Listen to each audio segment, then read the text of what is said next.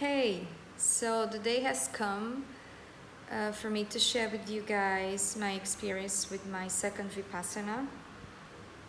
I decided to make a video because it's my second time that I go to a Vipassana retreat.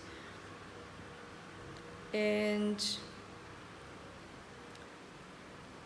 you need to know why you want to go to something like that. A Vipassana retreat is it's a meditation retreat. It's a technique taught by the Buddha to attain liberation. Liberation means when you no longer feel identified with your mind, with your ego. So you attain liberation from your mind, which means you attain liberation from this human condition, which is painful, and there is so much suffering, right? And so during the Vipassana retreat, we have to stay in this place for 10 days. Actually, it's more than that. It's 12 days. But the first day and the last day is just the day you arrive and you start meditating in the evening at 6 p.m. I think is the first meditation. And on the last day, you just have the morning meditation before breakfast. So the meditation from 4 in the morning to 4:30 to 6:30. Because every day we have to wake up at 4, and then the meditations start at 4:30. The morning meditations can be wonderful, because you have 2 hours to meditate. It's the longest sitting that we have. And if you really get into your meditation, it is just wonderful because you have so much time to go deeper, But it can be very tiring also, especially if you haven't had a very good night of sleep and you were tired. So there were many days that I was feeling very tired in the morning and sleepy and stuff. So we have one sitting in the morning from 4:30 to 6:30. Then 6:30 we have breakfast. After breakfast we have until 8 in the morning to relax. From 8 to 9 we have another sitting. Then we have 5 minutes break. Then we have another sitting from 9 to 10:30, I think, and from 10:30 to 11:30. No, it's from 9 to 11:30. It's one sitting. Then at 11:30 we have lunch.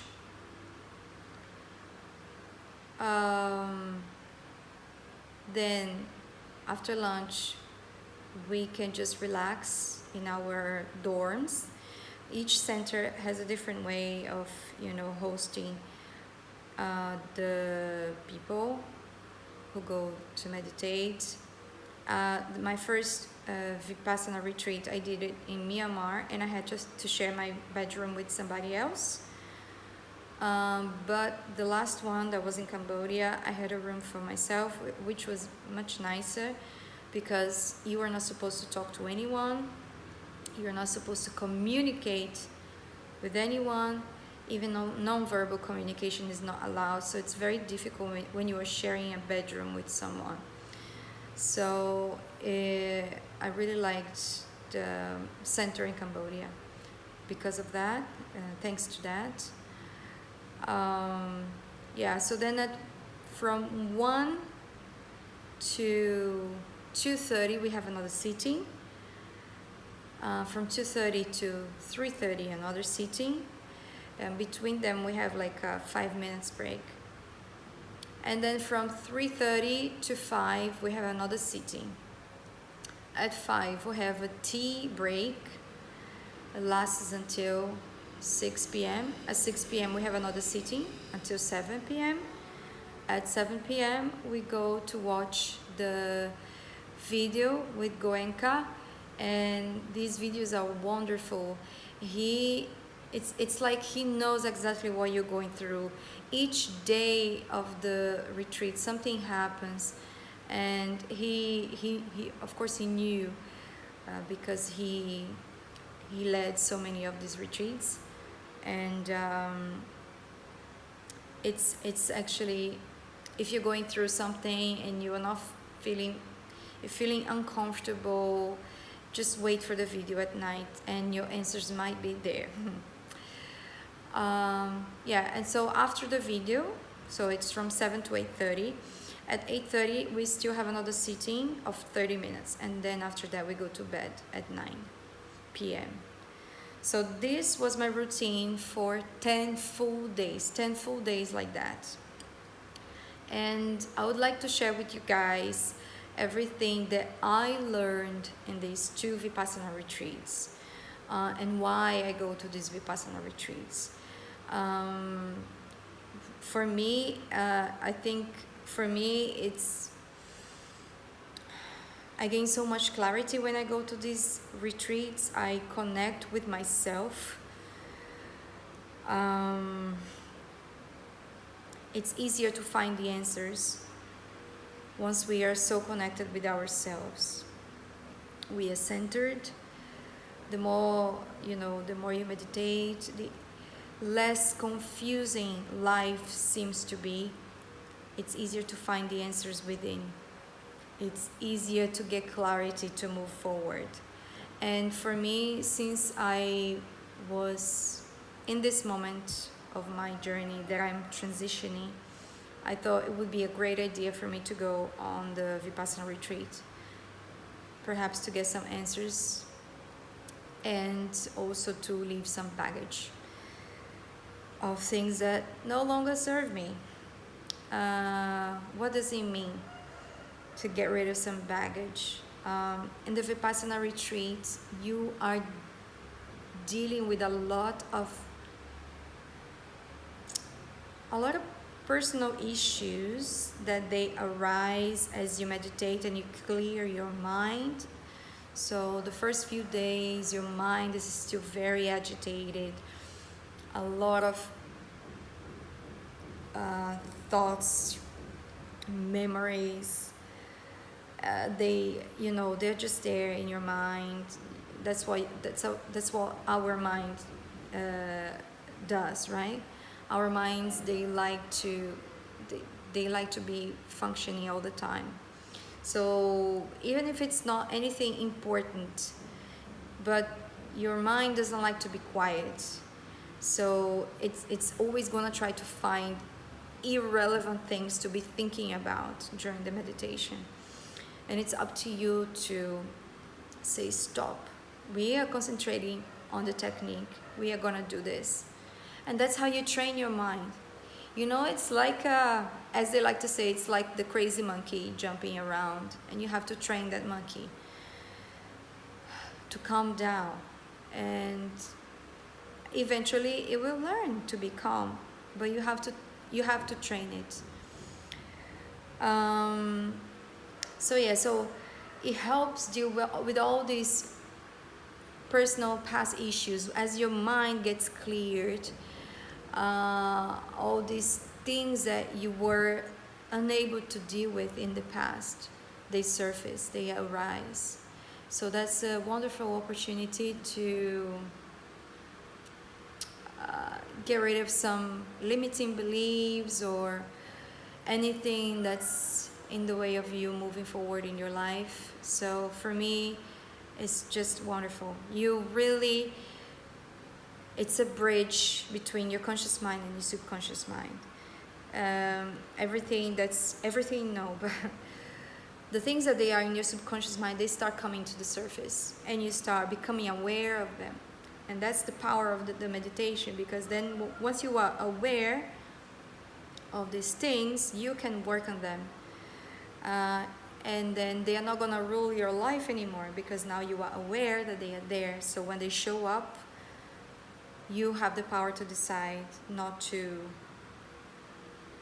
follow it, yeah, like you have always been doing, because you were unaware that that programming was in your subconscious mind. So meditation in general is very powerful. This is something that's acquired not only with Vipassana, but any kind of meditation that helps you get a clear mind. So this is one of the things, right? It helps me get the clarity. Number one. Number two, helps me stay in the present moment. The Vipassana technique consists of you paying attention to your body sensations. So for you to become aware of every little sensation that goes on in your body, you need to be fully present, right? And that's wonderful. When you manage to be fully in the present moment, yeah, you notice that there's nothing to fear, nothing to be scared of. You know, all the fears, they fade away. You are safe, you are fine, and you connect with the feeling of peace inside. So stay in the present moment. That's something very important. Also, Vipassana helps with body awareness, because, you know, since you have to focus on all of these sensations in your body, you become more self-aware of your body, and your mind as well. It can be very tiring. For me it was very tiring to be just focusing on the sensations of my body all the time. So sometimes my mind would stop doing that, and my mind would start wandering away and thinking about things. And when these things happen, I said, no, come back to the technique, several times, come back. And that's the job that we are doing. We are training our minds to come back. The more aware we are of saying, okay, mind, come back to where I want you to be. You are not ruling me, I am ruling you. You come back here. And that's the work of training your mind. So when you become aware that you are drifting away, and you become aware of the kind of thoughts that you have, then you start becoming aware of the reality that you are creating, right? We are creating our realities without even realizing, because our minds kind of have a life of its own, and we are just not used to training our minds to be where we want it to be. It just goes away, and because of that, we have no control of our inner world, and therefore our outer world and our manifestations. So for me, this is essential, you know, become aware of your thoughts. Number 4, very important, it helps develop equanimity, which means that you're going to pay attention to all these body sensations, and you're not going to develop any cravings, any attachments, or any aversions towards them. Some of these sensations, they can be very painful, very annoying. You know, you're sitting there for 10 hours and your knees are hurting, your legs are hurting, your back is hurting, your shoulders, everything hurts. And you just want to move, and you just want to stop meditating, you want to do something else. But the technique says you should face it. You should face it, and you should try to be equanimous. Try not to feel any aversion towards it. Feel that pain. Acknowledge the pain. Let it happen, and it will fade. Like everything in life comes and goes. And that's the nature of life. It comes and goes. Everything, just like us. Yeah, we are born and we die. Everything comes and goes in life, and so is the pain.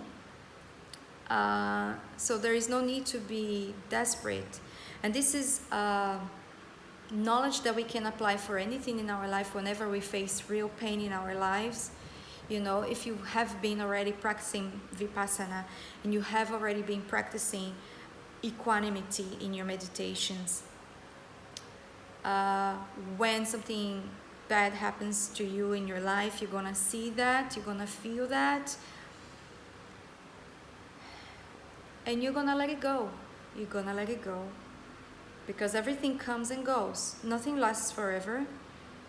And you don't have to develop any attachments, because the problem is when you develop aversions. Because when you develop aversions, you're gonna keep on experiencing the same things over and over again. Life wants us to learn with every experience. And the way of us showing that we have learned is when we are equanimous. It's when we see that thing happen, but that doesn't affect us anymore.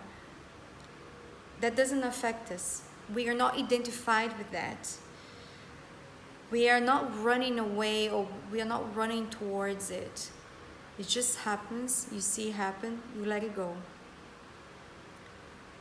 But when you are attached, when you are feeling aversions towards something, these things are gonna keep coming back to your life until you eventually learn the lesson. And then that thing will no longer keep on showing in your life. Or if it does, it will no longer affect you. So it's like it's not happening, right? Because it's not affecting you. So you're not experiencing the same thing, basically. So it's just not happening. And because, you know, you learn to develop equanimity, equanimity also comes with acceptance, right? It's important to know our power and to know what's beyond our power, beyond our control. Whatever is beyond our control, it's important to just accept things as they are, to accept life as it is, become content. When you develop acceptance and you continue with that, you start becoming grateful. You start feeling grateful for the things that happen in your life. If you start choosing to see the things that happen and start choosing to see them with a learning lesson and feel grateful for them, life will reward you with experiences that will bring you that feeling of gratitude and that feeling of love that you have. So that's why the whole technique is so important, you know, because, you know, the equanimity that helps you develop acceptance, that helps you develop gratitude. And gratitude is such a high level of energy that you are putting out in the world. And when you are putting that level of energy in the world, beautiful things happen. Beautiful things happen. So number 5, it helps me also develop concentration. And concentration is one step ahead of focus. Because focus, you can focus your attention on anything, right? I'm focusing my attention now on this book, and now I'm focusing my attention on the camera, you know, but it doesn't mean that I'm concentrated, right? And concentration means that you are focused on something for a long period of time. And that is important. That means that you are starting to master your mind. that you tell your mind, you want your mind to focus on that one place and stay there, and it will stay there. It won't start wandering away. So that's when you see, when you are developing that concentration, that's when you see that you are starting to get some mastery of your mind. And when you get mastery of your mind, you get mastery of what you are manifesting, because you become aware of the thoughts you are producing and the thoughts that you are feeding. And these thoughts, these feelings, they're gonna become your reality. So yeah, concentration. You have to be like 10 days meditating, concentrating on your body sensations in the present moment. So yeah, it's very, very powerful. If you do it for 10 days, I mean, it's very tiring, but what you get from this, it's unbelievable. I also put something very important here. It develops capacity of surrender. Surrender. Yeah, surrender, acceptance, I already mentioned, when things are out of your control.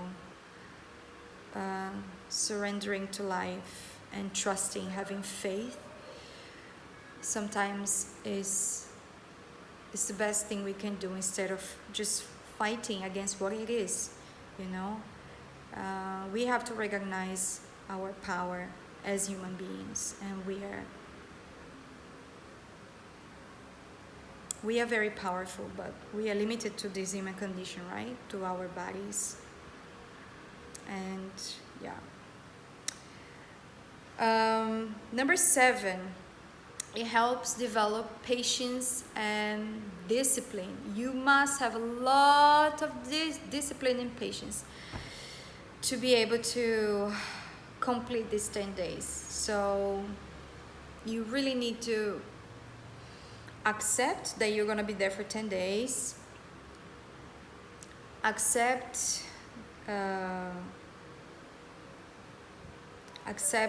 whatever happens, you know, in your mind and with your body.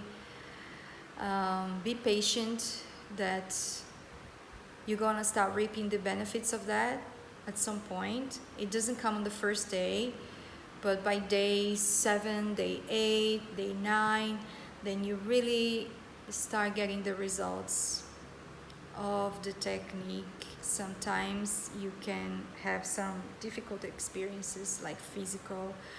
In my case, I had some jerkings of my body and some feelings of energy coming up through my spine. But it really varies from person to person, and this was just like my body liberating some old energy that was stuck. As I said, when you gain clarity and your mind gets so clear, you know, and all the old stuff that it's stuck in your body starts surfacing. So just be patient and accept things as they are. Your body's doing the work that it needs to be done, actually. And just trust that, you know, it's fine. And for you to reap the benefits of this technique and these 10 days, you also need to be very disciplined. You need to take things seriously, you know. This is no joke. This is no holiday. It's serious. You are dealing with your mind, and your mind is how you perceive the world. So you must take that seriously, and you must follow the rules. Be disciplined. Like anything in life, anything you want to build in life, you need to have discipline, right? So it taught me a lot of discipline and patience. Number 8, as I had said in the beginning, and I put it here, it helps you connect with your higher self, with your inner compass, and that's what I call when you get the clarity that you need. When you get that clarity and you feel so connected with yourself, there are no doubts, there are no fears, you know exactly what to do next. You feel peaceful inside, and when you meditate consistently, you can get to that stage where you can maintain this clarity. But for you to maintain this clarity, you must meditate every day. Every day. I notice that whenever I don't meditate, I start getting confused. I start getting afraid of things. And that's why I started meditating every day, because I noticed that when I do, I feel so much more peaceful and happy inside. And that's the feeling I want to have every day. So if I know how to get it, I must continue doing it, right? Yes. Also, since Vipassana, any kind of mind work requires a lot of energy. You are sitting there, there is no physical movements, but there is a lot of energy going on inside you when you are meditating. Your thoughts, they are energy as well. And so it's very important to eat appropriately. When we are in the retreat, we only eat vegetarian foods. So it's easy for our body to process the food, and so the body can retain energy to be able to process all the meditation, the intense meditation that we are doing there. Drink loads of water as well. It's very important for your brain to be able to work properly.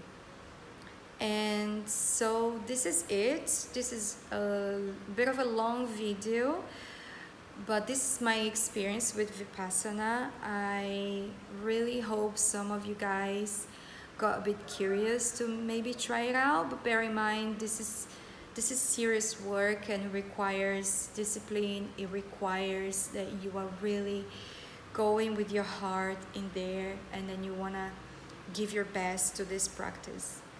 I'm gonna keep on posting more things about just what's happening in my life in general.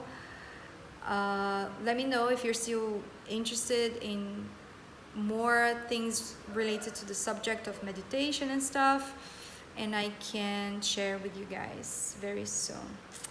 So big kisses, beijos, and see you soon.